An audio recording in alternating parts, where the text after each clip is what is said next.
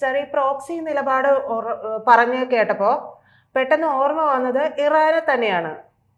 Iran ഏതെങ്കിലും ഒരു രീതിയിൽ, അല്ലെങ്കിൽ ഇറാനെ പോലെ മറ്റുള്ള ഏതെങ്കിലും ഒരു ഇസ്ലാമിക രാഷ്ട്രത്തിൽ നിന്ന് നമുക്ക് ഇത്തരത്തിലുള്ള ഒരു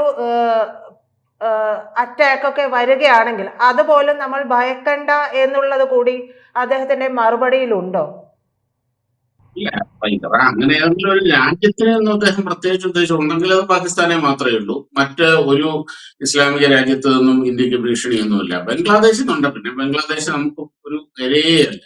മറ്റേ ഇറാൻ എന്ന് പറഞ്ഞു കഴിഞ്ഞാൽ അത് എന്നും ഭാരതത്തിന്റെ ഒരു അടുത്ത സൗഹൃദ രാജ്യമാണ്. അതുപോലെ മിഡിൽ ഈസ്റ്റ്, അറബ് രാജ്യങ്ങൾ, മുസ്ലിം രാജ്യങ്ങളാണെല്ലാം വളരെ നല്ല ബന്ധമാണ് എത്രയോ നാളായിട്ടുള്ളത്. ആദ്യമായിട്ടാണെന്ന് എന്റെ വിശ്വാസം. അതായത് സൗദി അറേബ്യ ആ രാജ്യത്തിന്റെ പരമോന്നത ബഹുമതി നമ്മുടെ ഇന്ത്യൻ പ്രധാനമന്ത്രിക്കാണ് കൊടുത്തത്. അത് എനിക്ക് തോന്നുന്നു ഇതിനു മുമ്പ് കിട്ടിയിട്ടില്ല എന്നാണ് എനിക്ക് തോന്നുന്നത്. സബ്ജക്ട് ടു കറപ്ഷൻ, എന്റെ ഒരു അറിവാണ്.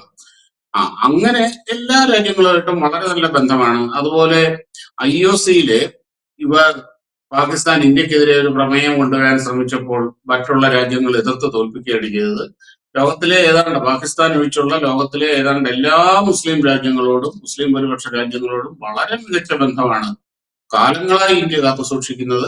ഇപ്പോഴും അത് തന്നെയാണ്. അതുകൊണ്ട് മറ്റ് മുസ്ലിം രാജ്യങ്ങളിൽ നിന്നും ഇന്ത്യക്ക് ഭീഷണിയൊന്നും ഉണ്ടാകാൻ പോകുന്നില്ല. പാകിസ്ഥാൻ എന്ന് പറയുന്നത് ഒരു വലിയ ഭീഷണി തന്നെയാണത്. അത് വേണ്ട രീതിയിൽ കൈകാര്യം ചെയ്യാൻ നമുക്ക് കഴിയുകയും ചെയ്യും. ഇനിയും പാകിസ്ഥാൻ എന്നല്ല, എന്ത് തരത്തിലുള്ള ഇന്ത്യക്ക് ശരിക്കും ഭീഷണി എന്ന് പറയാൻ, ഇന്ത്യയുടെ സുരക്ഷാ ഭീഷണി എന്ന് പറഞ്ഞു കഴിഞ്ഞാൽ പ്രധാനമായിട്ട് രണ്ട് രാജ്യങ്ങളാണ്. ഒരിടത്ത് പാകിസ്ഥാനും മറ്റൊരിടത്ത് ചൈനയും.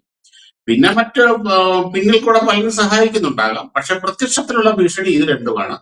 ഇതിനെ രണ്ടിനെയും നല്ല രീതിയിൽ തന്നെ കൈകാര്യം ചെയ്യാനുള്ള പ്രാപ്തി ഇന്ത്യക്കുണ്ട്.